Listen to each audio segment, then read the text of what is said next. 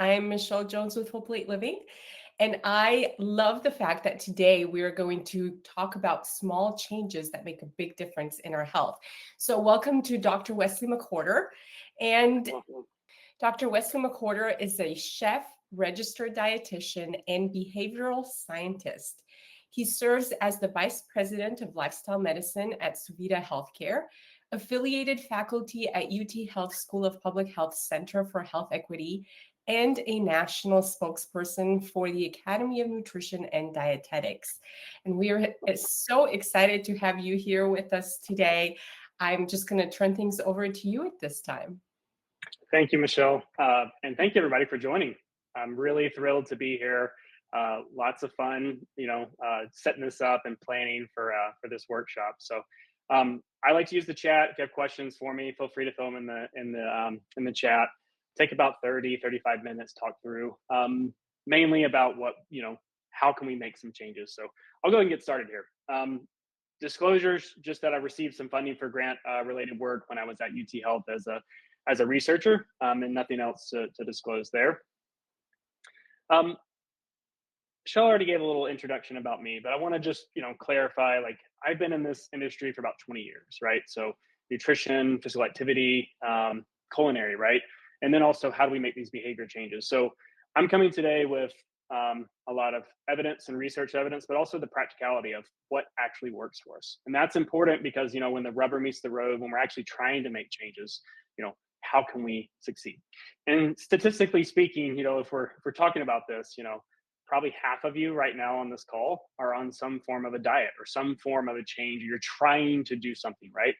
And if we said, hey, in a month, we also might be able to say that many of y'all are no longer on that diet or that thing that you were trying to do. There's a lot of failure involved. So where I will be coming from and talking about today is a lot about how can we flip the dynamic? How can we make things a little more positive and enjoyable for us so that these changes, they last a long time?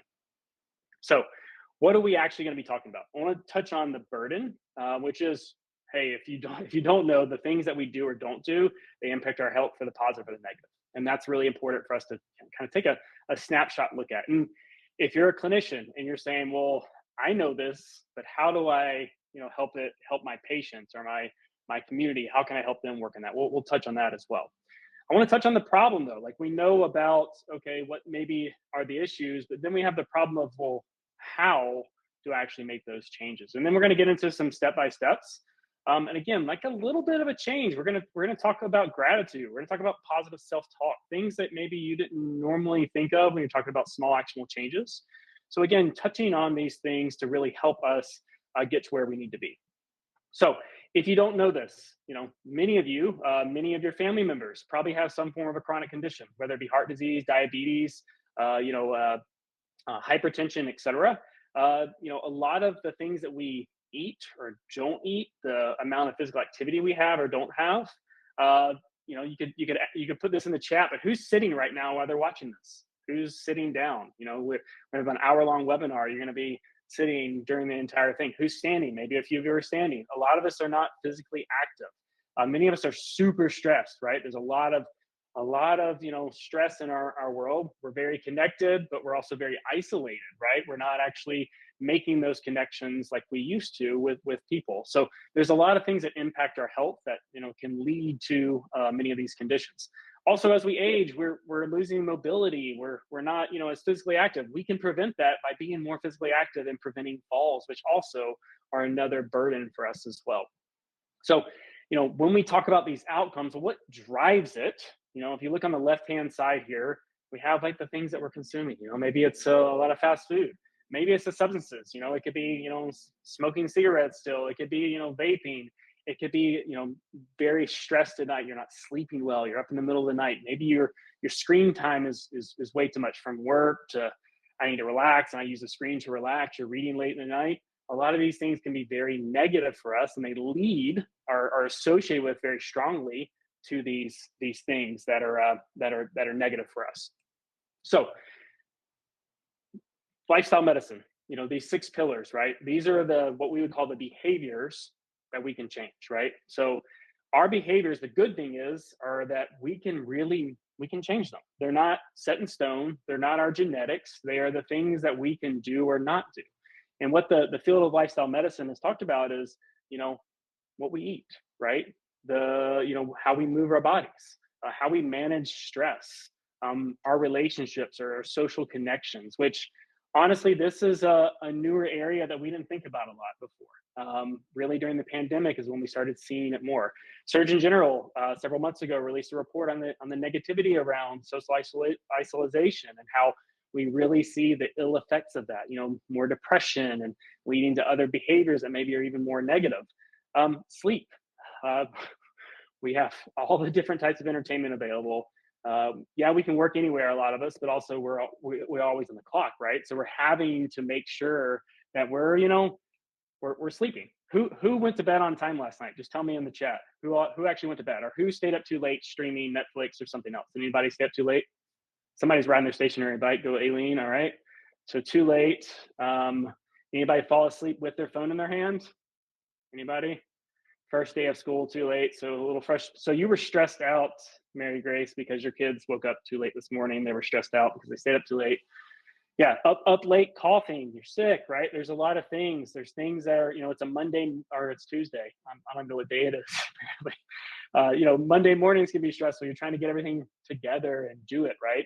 So we're missing out on sleep. And then also the types of substances. Maybe we're relying on substances to help calm us down, to wake us up. And these things can also be really negative for us. But these types of things, we can also address them. We can actually do something about it.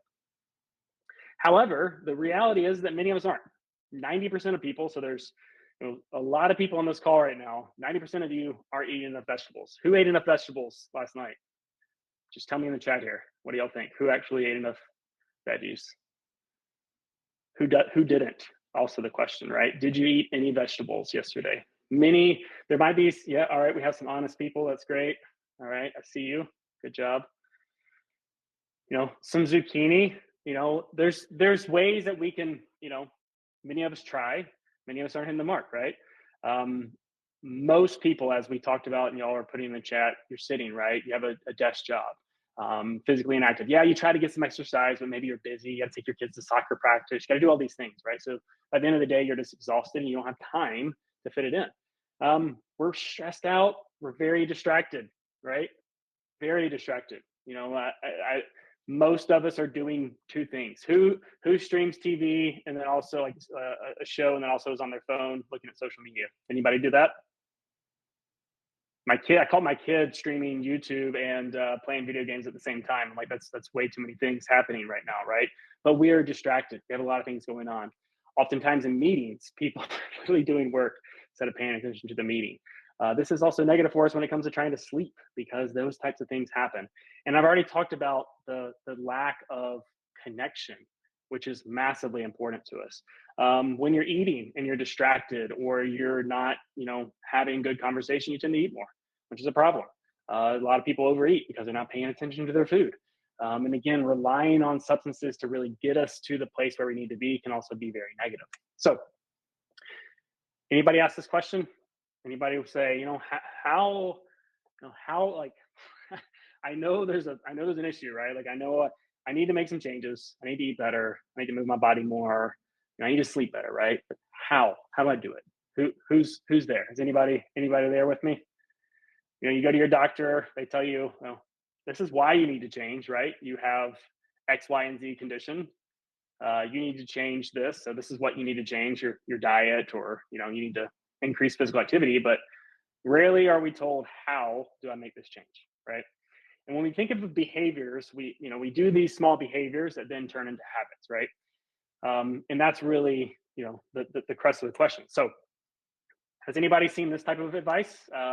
Typically labeled solid, I would mark that out and say this bad advice, but people will say, well, just do it. Anyone been told that before? This isn't complicated. It's not that hard to work out. Just do it. Anybody? Yeah, a few of you probably.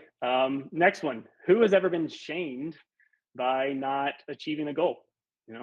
It's January 1. I'm supposed to, change my, it's New Year's resolution. I'm going to lose 40 pounds this year. I'm going to do X, Y, and Z. Maybe it's your doctor. Maybe it's your friend, your trainer that shames you. Maybe it's yourself, where you say, I'm such a failure. I did it. I need to make this happen. No excuses. So you shame yourself to get you through there. And then the last one here, and there's many other examples of bad advice, but we'll just try harder. If you cared, you'd get it done. You just try harder, which is similar to the first one, but also it's after someone's failed, we say, well, try harder, right? Yes, and I agree. If your doctor's shaming you, find a new doctor. There's a lot of really wonderful doctors out there. This is not the approach we want to use, right? If it was easy, if all these changes were so easy, 90% of adults wouldn't be missing the mark with veggies, right? There's other reasons, right? Many folks, let's say we're trying to get you to eat healthy, and maybe cost is a factor for you, so you can't afford those healthy food items, right? Well, that's a problem. Maybe you're not the one in the household that does the cooking. So we should have brought your spouse in to talk about that. So it's out of your control, right? There's a lot of other things beyond just wanting to make a change or not. When I speak to medical students, medical doctors, other folks as well, I always ask the question: if your patient, is missing the mark, you should ask yourself this: does my patient want to be sick? Does my patient want to have diabetes? Does my patient want to lose their life? The answer is obviously no. If it's yes, then there's a mental health condition. So when we flip it and we think of that, and you ask yourself that question, well, do I really want to be sick? No, you don't want to. But maybe you're banging your head against the wall because, if you're honest, the things I've tried haven't worked. Or I tried them, but it was so miserable, I couldn't do it anymore, right? Like, who's been on a diet and you're like, this food tastes like cardboard? No wonder I'm losing weight. I don't want to eat anything. Anybody? You go on the diet, it's like you can only have 2 meals. You can't eat anything you enjoy. So guess what? You lose weight because that's all you can do. And then a month later, you're like, forget it. I don't want to be on this anymore. That's the reality of where we are. So a lot of us are in that space where this is really difficult. So I already touched on why habits are important. I'm not here to talk about, hey, we're gonna put you on X, Y, and Z diet. We're gonna put you on this plan, and then it's gonna get there. I want to be very clear that recommendations are not one size fits all. There are some key techniques that we can, tell you about and say, hey, focus on this, and it'll help you get to where you want to be. But it's one size fits one. That's really important for us. But what we have to start focusing on is developing habits. Who woke up and brushed their teeth today? Or some point before you left your house, who brushed their teeth? I hope many of you did. Did you have to think about every single step of brushing your teeth? You kind of get the toothpaste out, you put it in your mouth, you're brushing, right? You're not really thinking about every single thing you do. Who drove to work today? Like, if you drove, yes, you're paying attention. Hopefully you're not texting, eating, and driving. Some of you probably are. That's why there's a lot of road rage. So don't do that. But when you're driving, you're not thinking about every single little thing you like. When you're 16 and you're first learning how to drive, it becomes second nature, it becomes habit, right? When you're walking, you don't have to think, well, how do I put my foot in front of the other? You're walking. Now, when you're a baby, and you're learning how to walk, yeah, that's a different story. You're learning how to do these things. But over time, they become habit. They become second nature. And the problem is a lot of us have habits that are negative or neutral, but negative mostly. And we need to shift some of these habits into more positive. Now, this is where it becomes tricky. How do you do that? It's going to take time. It is not overnight. It is not, I can take a medicine and then I have habits. I wish it was. That would be really great. I would be selling that today if I had it. However, it is not there. It's not the reality. Yes, there are things that we can take and medications that can help support some changes. But when it comes to actually making habits and making changes, it requires time and effort. And the key for us as humans is when we make changes, we want them to be positive and enjoyable. And I'll get into that a little later. The first place I want to talk, though, is gratitude. This might sound funny. You're like, this guy is supposed to be talking about small changes for lasting health, and he's sitting here telling me about gratitude. Like, what is he even trying to talk about? When we go to make changes for our health, when we are going to move into physical activity or more sleep or anything else, it helps for us to have some positivity in our life. That doesn't mean toxic positivity. I know everybody's been around that person that you're like, my dog just died. And you're like, well, at least you had a dog, and they just completely dismiss all of your problems, right? All the things are just dismissed. They never even, acknowledge any of the negativity. We're not saying that. But what we're saying is can you see the beautiful things in this world? And that's that's the crust of it, right? I live in Houston. Houston water, the bayous are not very pretty, right? I'll be honest, the water's pretty dirty. But yesterday evening, walking, it's really, sunset's really pretty. I appreciate the way the sun is glistening over the water. It was nice. I had a moment of gratitude there, right? Practicing this throughout my day. I could have been like, God, this water's nasty. Why can't I live in another city that has clean water? It would be so nice. Yes, we can get on the negative side, but we can flip it and we can start talking about how can we, appreciate it. I am grateful for the giggles from my kids in the morning, right? I'm grateful for these pieces.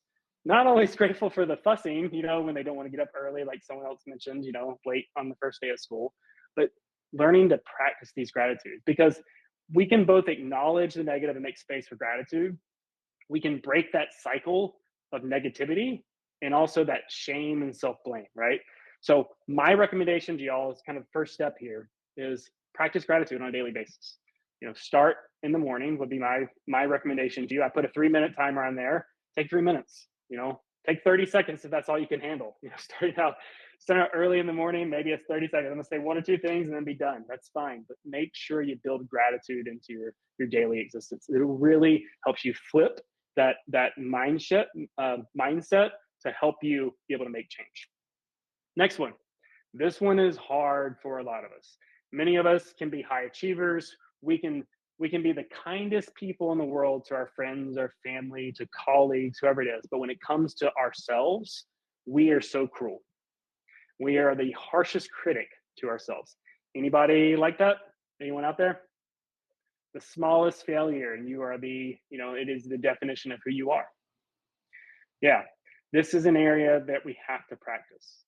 Carol Dweck has the concept of a fixed mindset versus a growth mindset.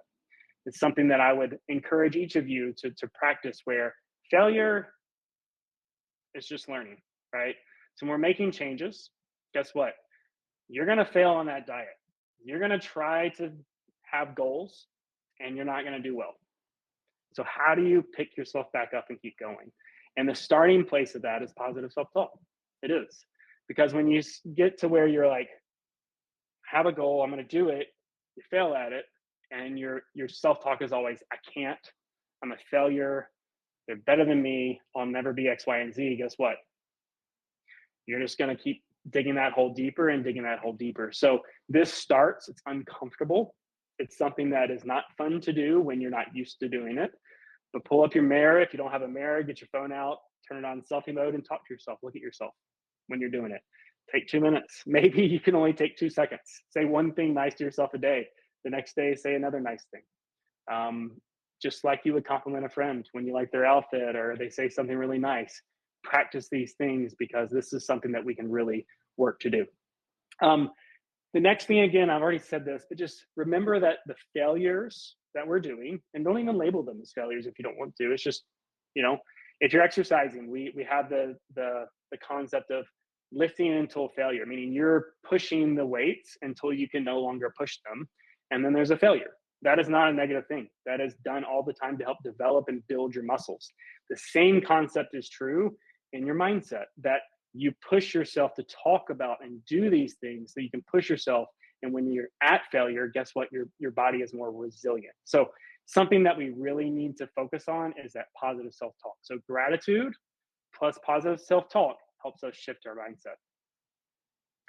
Next thing, I find this happens a lot with people. You have good intentions, you want to make some changes, but you lie to yourself. I'm going to run a marathon. I'm going to cook 21 times next week, every meal. You're not going to eat out at all. And you haven't cooked in 6 months, right? Like, how realistic is it? You got 3 kids. There's no time. You got soccer practice and basketball practice and ballet and all the other things, right? You don't have time. So is it, are you lying to yourself? 100% you are. So how can you meet in the middle? You have this lofty goal, you have this lofty idea, you have the reality, and you gotta meet your true self in the middle there and say, this is what's achievable right now. Now, the key here, and what I'll keep talking about in the next few slides, is that middle ground is going to shift to more positive, right?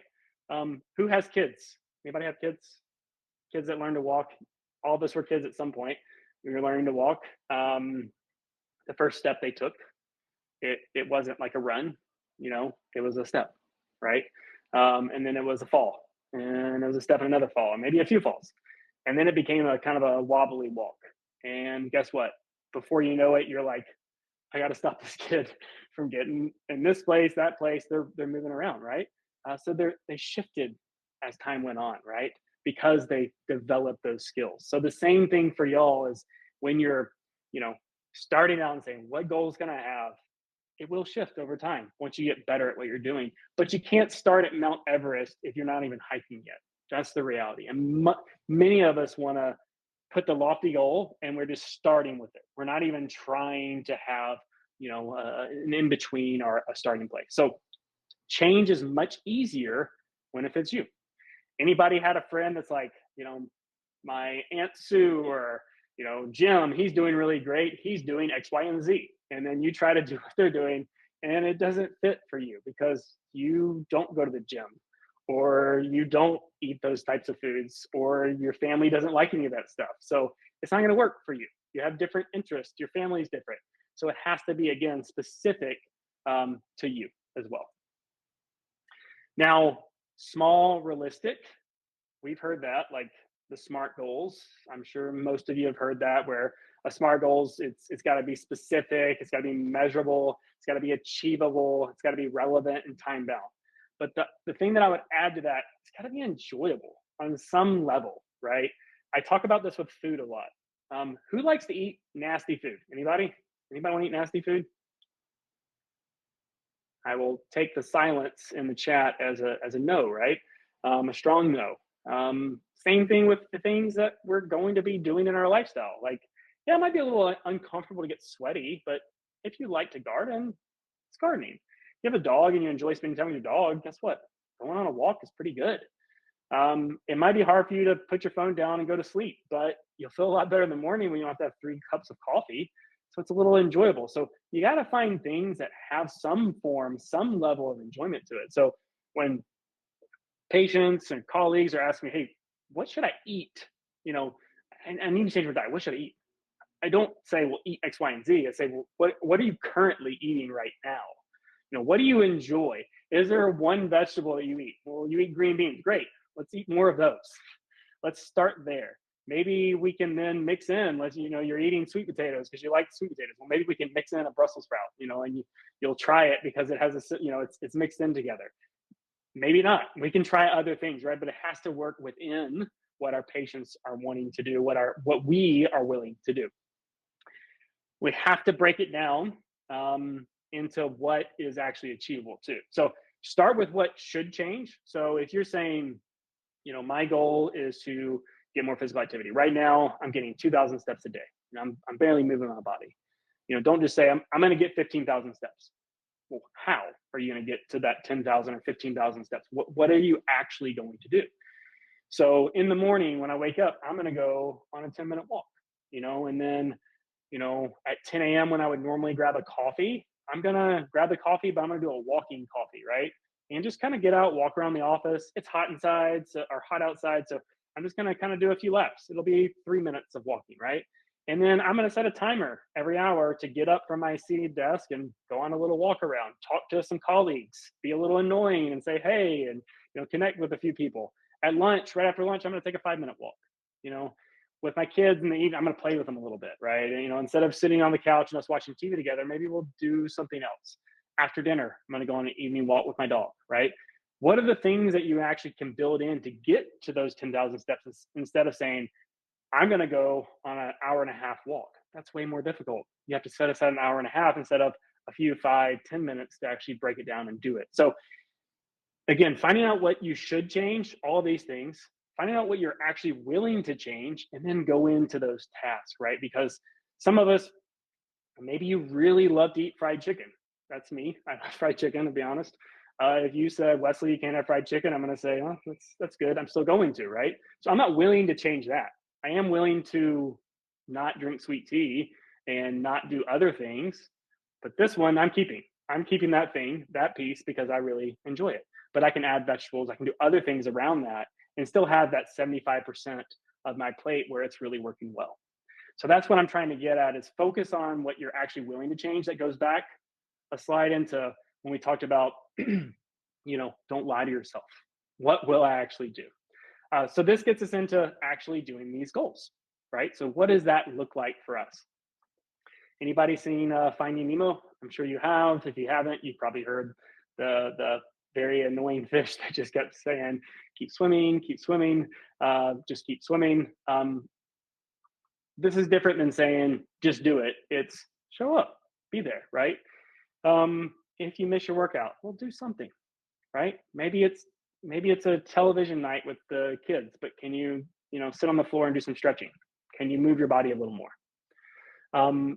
This is important because these small actions are so much more important than a very intense workout. Consistency is always greater than intensity. I want to be very clear there. Over time, it is going to add up to success. You can do 3 or 4 great workouts, but then you are just literally stationary the rest of your time. That's not as good as the small, frequent bouts and the consistency throughout the month, right? So take the time to do it, even if you failed, even if you don't feel like it, even if you don't see results, right? Well, I slept, what I was supposed to sleep, and I kind of feel more tired today. That happens, right? You're not used to it. But we know the literature says you need to sleep X, Y, and Z, right?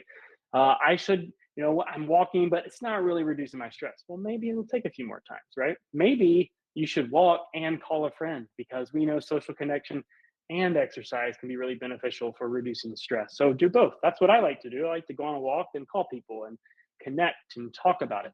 I have a standing desk. You can see me moving back and forth, right? It's a way for me to move my body a little more when I need to be in front of a computer all the time. There's walking treadmills. If you just walk a little bit, you can get some exercise. It doesn't have to be things that completely change your lifestyle to be successful, right? Perfection is not what we're looking for. I want to be super clear on this one, because perfection it doesn't exist, right? We all think that these people, that person, they're fit. I bet they never eat sugar. I know for me, if I eat out with people and they're like, he's a dietitian, they're like, well, I don't want to order in front of you because you're going to make us eat cardboard. That's not true at all. We love delicious food, right? The perfection is not the goal. Just like, with full plate living, we talk about 25%, 75% is making sure that the vast majority of the things you're doing are quality, right? And shifting to that. Maybe most of us are in the 25%. That's the little we're doing. So can we get that up to 75%? Can we make those small shifts? So small steps plus time equals big change. It's not, I'm going to go run a marathon tomorrow and just see radical weight loss. I'm going to go do X, Y, and Z and see massive change. It's going to take time. If you're going to the doctor and your cholesterol happens to be high, well, should you just focus on a diet for 3 weeks and then say, see you later? Or should you just make some small shifts throughout the year and keep doing it and keep doing it?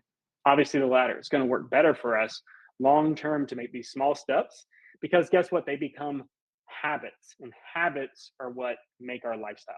And that's important for us. Again, 50% of folks on this call are on a diet right now, statistically speaking, right? Most likely, if I asked you a month later, y'all wouldn't still be on that same diet. You fail because it's too difficult, it's too hard. It's not actually a lifestyle change. It is a temporary solution. Now, temporary solutions seem great because we see early, quick results, but the problem is, if we were talking about diet, we'll see a weight loss, right? It goes down. And then, I don't know, Labor Day is coming up, Labor Day party, some cookouts, maybe there's like pecan pie there, and you're like, oh man, I really want the pecan pie. So you eat it. And then you're like, forget the diet, I fell off the wagon. I'm no longer on it. Well, you don't return back to your baseline. You actually end up coming back up a little bit, right? So it's a little like this. And then, you're coming home for Thanksgiving, so you want to make sure that, you're in shape or whatever. So you go on another diet and you lose some weight, right? And then you lose a little bit more. And guess what? Thanksgiving comes, you fall off that diet. So then you go up a little more. It's kind of like the stock market, right? It goes down, but it's actually going up. You do that over 5, 10 years, guess what? You're going to keep seeing some negativity around your waistline, around your lab values, et cetera, because it's not a lifestyle change. So what we're encouraging people to do is when we make these small changes for lasting health, it's got to be something that fits for you, right? It's one size fits one. got to work for you. If you have a family, it's got to fit within your family, right? If you're an Ironman, well, obviously you have a lot of time to do all those physical activities and like make the time to do it. Most people don't. So how can you again fit little things in that work for you, that become sustainable long term, become habits, and also things that you find joy in? I want to be honest too. Sometimes it's a little rough. Not everything is always fun, but we can get to the place where we start to like them. Just like many people are like, I hate vegetables, right? I don't like the way they taste.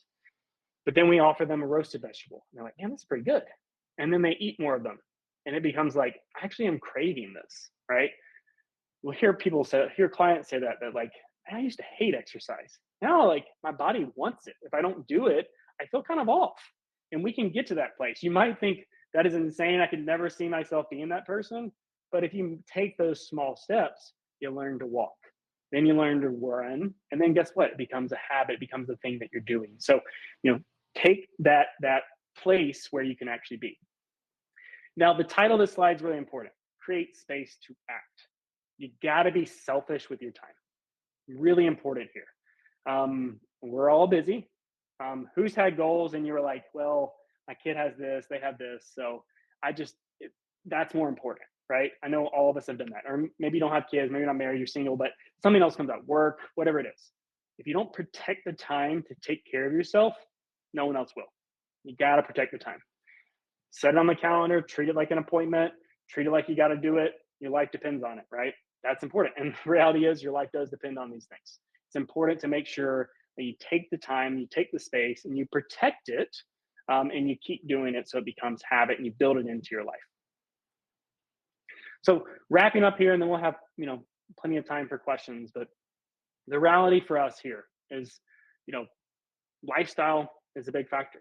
The burden is real, but the beautiful thing is that we can make changes. We can. It might feel overwhelming. It might feel like this is so much for me to do.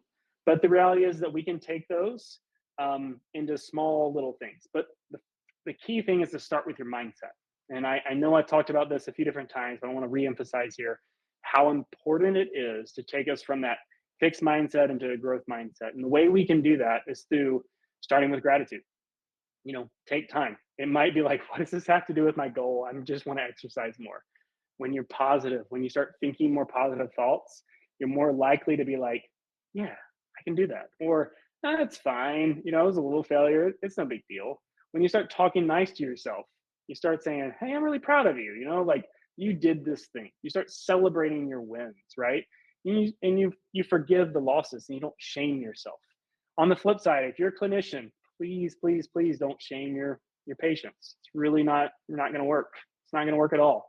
You can work with them to say, hey, you tried this. I know it wasn't, the success you wanted. How can we make some changes, right? Same thing for yourself. If you fail, if you say, you know what, I overate at that meal. I just ate until I was sick. Like, and my stomach hurt after the meal. Anybody done that before? I know I have. Like, I was told, if my parents were on here, I was told to clean my plate as a kid, right? Became a habit. I still do it, right? Like, I guess I've learned not to do it. It's a sunk cost, but I did it for a long time. Like, there's food there. I have to eat it. I'm going to eat regardless if I'm full or not. Ask yourself, well, why did I do this? Why was I was stressed out, and instead of like, going on a walk, having a conversation, talking through it, I reached for the ice cream. I got angry. I got stressed out. I got angry. I took it out on my kids. Like, all those different things. Like, what are the different types of things that you're doing? Like, ask yourself, why was this a failure? What did I do? How can I make changes? So when you can shift your mindset, you can start thinking about that and be honest about, okay, this is where I struggle. When I'm sitting in front of the TV, I tend to eat out of a bag. When I eat out of a bag and I'm watching TV, I'm going to eat the whole bag. So maybe if I portion out the food that's in the bag, then I'll eat less. Maybe I just can't eat in front of the TV because I'm going to get up and get so many portions, right? There's some different things. Again, when you're honest with yourself, you can know. I like to, if I'm watching TV or doing that, I like to stretch. Something that helps, just works for me. Other people do other stuff. They like to walk on a treadmill while they're watching TV. I get to watch TV when I'm walking on a treadmill. That's my reward, right? I see people doing it at the gym, people do it at their house. There's different things that, again, things can work. Yeah, it's just the whole piece of fitting things with what you like. If you choose physical activity, behavior changes that don't work for you, it's probably not going to work long term. That's just the reality. You can push yourself to do it. There's those outliers that they just grit their teeth and it becomes a habit. But statistically speaking, those within the bell curve, it's not going to work. So my suggestion is find something that you at least have some form of enjoyment in. Again, maybe you like to garden, maybe you like being out with plants. Well, good. That's some physical activity. Do more of it and keep doing it because it aligns with your values. Also, if you're doing gardening, you're going to grow plants, and that's going to give you more, positive experience. Maybe you can start, growing plants for your friends, and then there's more social connection. All these things can trickle down and connect as well. Maybe you get into a physical activity group that has like a walk club and you make some new friends. There's all these things, again, that can help add some value. I've already said this a few times, but make sure that whatever goal you have, it's small, it's realistic, and it's enjoyable. Make sure that those pieces stick together. Lastly here, create the space for that to occur. You have to be selfish with your time. It's difficult when you're a busy person, when you have responsibilities, but if you don't, it's not going to stick long term. And when you miss it, let's say, oh man, I only have 20 minutes, I'm supposed to have an hour. Just do it. Consistency is much better than just perfection and intensity on that side. So the progress that you get is going to be from repetition. Just like, Dory said, just keep swimming. It's the same thing. Just keep doing it, right? And keep doing a little more and keep trying. It's really important for us that we don't think, oh, I do these one, I worked out 3 times this week, so the rest of the week it's a cheat week. I only have to exercise 3 times. No, like you need to be active the whole week. It doesn't mean you're lifting weights and doing all these things. It doesn't mean that you can, I avoided substances the whole week, so now I'm going to go have 27 cups of alcohol on Saturday, right? No, that's not a good idea, right? Moderation, consistency, these are the keys to success. They might not be sexy words, like moderation's probably not a word that we'd like to hear, but it's a really good one. It's one that works really well for us. If you overdo it and you exercise way too hard and you wear yourself out, you hurt yourself. Guess what? Not a good thing. So moderation on both sides, where we make it where it's nice. If you're one of those people that like only eat certain foods, you're miserable to be around, right? So how can, again, meet in the middle, moderation, that's really what it's about. It's progress, not perfection. So wrapping up here, and this gives us plenty of time for questions, but just wanted to say a big thank you for listening. We do have a workshop coming up here, in a few weeks if you're interested in joining, but be happy to take on any questions and chat with y'all for the remainder time as well. Thank you so much for this. And as you can see, this is a totally different view than when I started this workshop, because I made myself stand up with my standing desk. So thank you for the inspiration. I also texted a friend while my daughter's having her piano lesson. I'm going to go on a walk with her instead of running other errands. So I'm going to get in some social connection and exercise. So thank you for that push. It was a very gentle push, but I appreciate it. We do have one question, and so I'm going to ask you, if you have questions, please put them in the chat right now. Amy's going to cover a couple things, and then we'll go through the questions. Actually, I was just going to say I put the link to the workshop that you have listed there in the chat if you're interested in learning more about that. And then I'm also going to put Wesley's LinkedIn profile there. If you're on LinkedIn, you want to join him there and follow along with all the great things he does. And he really does some phenomenal work. So you'll learn a lot from what he does. I'll put that in the chat too. All right, I see a question if I can take it. What's the best for sweets cravings from Janice? This one's hard, right? I'm laughing because I think of McDonald's, right? And why am I talking about McDonald's? This is why. If you go to McDonald's, the typical side is French fries, and their substitute is apples. Not a good swap, right? It's you got French fries, it's crispy, salty. It's a whole thing. You have apples. I love apples, but I wouldn't swap the two. So what type of sweet are you eating that you enjoy, right? We can find something there. better for you sweets oftentimes are not really better for you. They're still sweet. So my recommendation is enjoy the sweet in small amounts and be mindful when you're consuming that sweet. So if you're someone that really likes chocolate ice cream is an example. Don't eat it in front of the TV where you're just mindlessly eating the whole thing. Don't eat it out of the container because you overeat it. Really sit down and say, why do I like this? What do I enjoy about it? Need a small amount, portion it. That's one of the key things. Now, how can you help work with those, cravings? Let's say, okay, I'm getting a ton of cravings. So that doesn't work. I overeat it. If I buy it, I'm gonna eat all of it, right? And there's a lot of us there. Maybe you're like, I can't have ice cream in the house because I'm gonna overeat it. Well, you could treat it as a reward or a treat where maybe you and your kids, you go and you get ice cream. It's a social connection piece. Maybe you live close to an ice cream shop, so you could walk there. That adds in a 10-minute walk back, right? So after you're eating, that also helps reduce, the sugar absorption as well, of the shock on the system. So there's ways that you could work within that. My advice, if you're craving like, oh man, I really need caffeine, or I'm super tired, I'm really hungry, drink some water, go on a short walk. You would be very surprised that just a little bit of movement, a little bit of activity can get your mind off of it. And that's not actually what you need. You didn't need the caffeine. You didn't need the third cup of coffee or the fifth cup of coffee. You just need a little physical activity because you've been sitting down for the past 5 hours. So those are just a few tips that I would offer. I think those are great tips. And I remember somebody once said, it was somebody that did work in behavioral health. They said something like, cravings don't last forever. So I like your idea of drinking water and going for a walk, because it does remove you from that mindset of where you're just so stuck in that craving and you feel like you have to have something right away. All right. Thank you for that. I am going to put up our next question. And actually, I'm going to go with the first question that we had, because I thought it was a very good one. On the gratitude slide, you talked about building acceptance and confidence without toxic positivity. Can you give some examples of toxic positivity? Yeah. I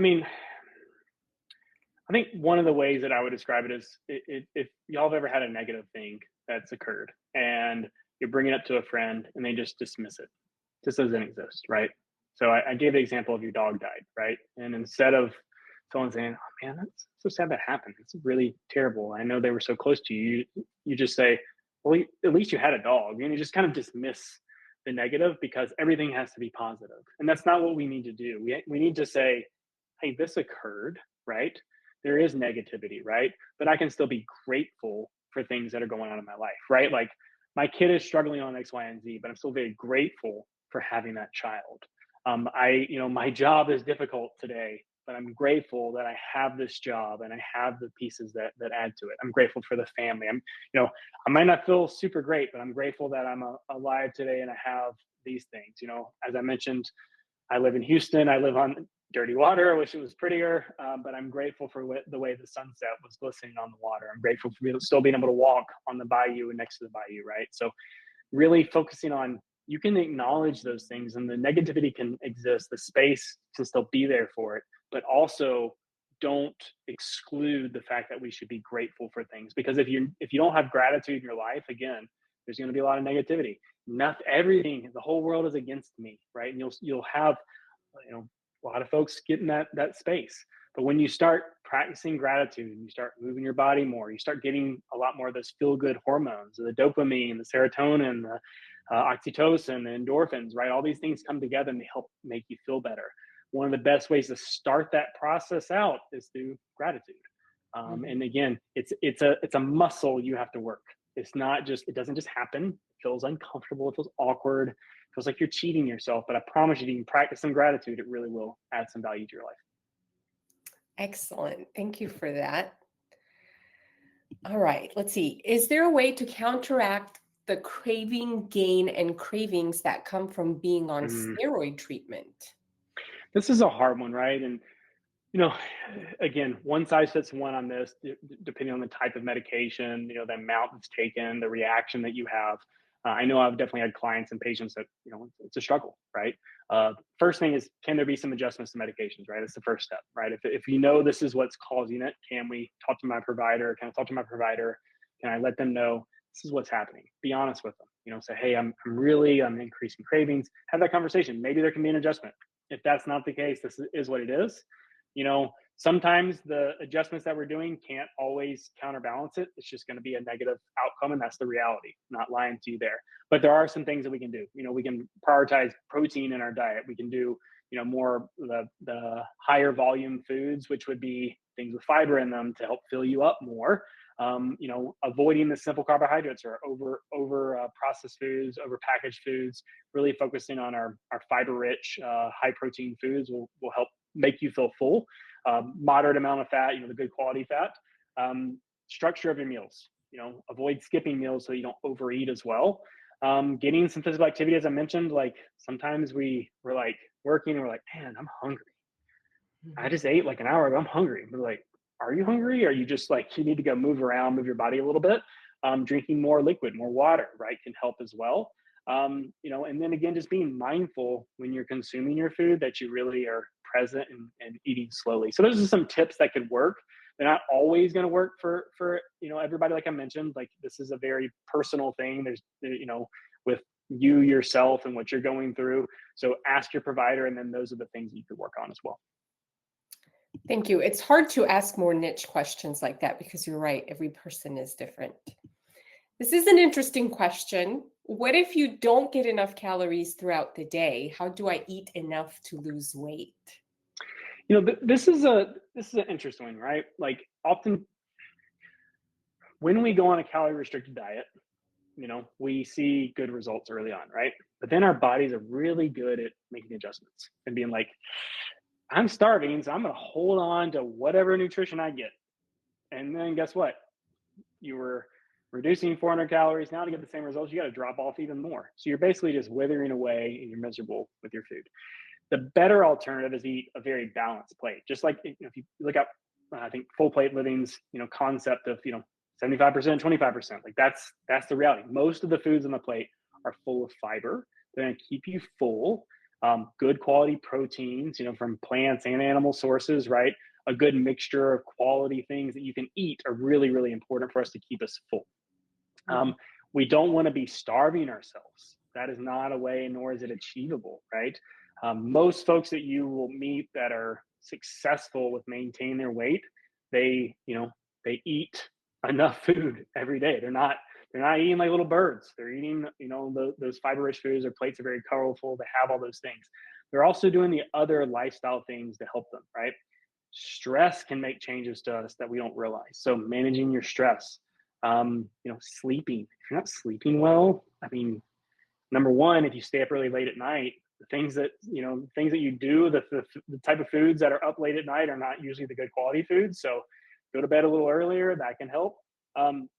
Social connection, again, stress, depression, these types of things can also be negative to how much we're eating or not eating as well. So other lifestyle factors are very important just as much as your diet is as well.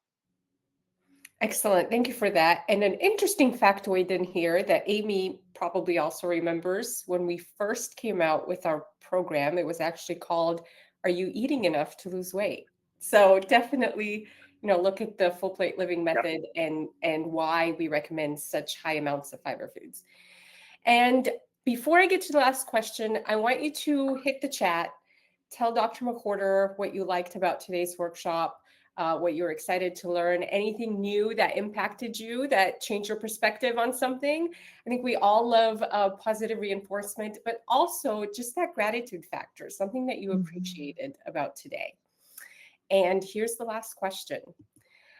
How do you drink more water if you're tired of the usual advice? What are some new creative ways to add water? Yeah. Just do it, right? No, I'm kidding. That often, like, it was funny, like, that's often the approach is like, oh, well, I'm drinking soda. We'll drink water. It doesn't taste the same, right? Like I'm missing out on a lot of fizz and sweetness, right? So I think meeting in the middle is a really good thing. So if you're somebody that's like, I drink a lot of sweet tea, or I drink a lot of soda, I have juice at every meal. Okay, well, we'll start with the easiest thing. Smaller size. Don't do anything, but you just have a smaller size. Maybe you drink out of a 2-liter. We'll drink out of a 20 ounce, right? And I'm being serious. Pour it over ice. You get a little less, and when the ice melts, you drink a little water. Mix it half and half. If you like club soda or soda water, they make a ton of those now. Mix it half and half. You could go a step further and, down the line, and now they have slightly sweetened soda waters that have, natural fruit and flavors in them that, a little sweet. So there's still some sugar in there, but it's a lot less, right? And you're getting more water. You could take it a step further and just go plain sparkling water with just the essence in there. Now you're drinking water, but it's still fizzy. So it has that kind of like soda-ish flavor.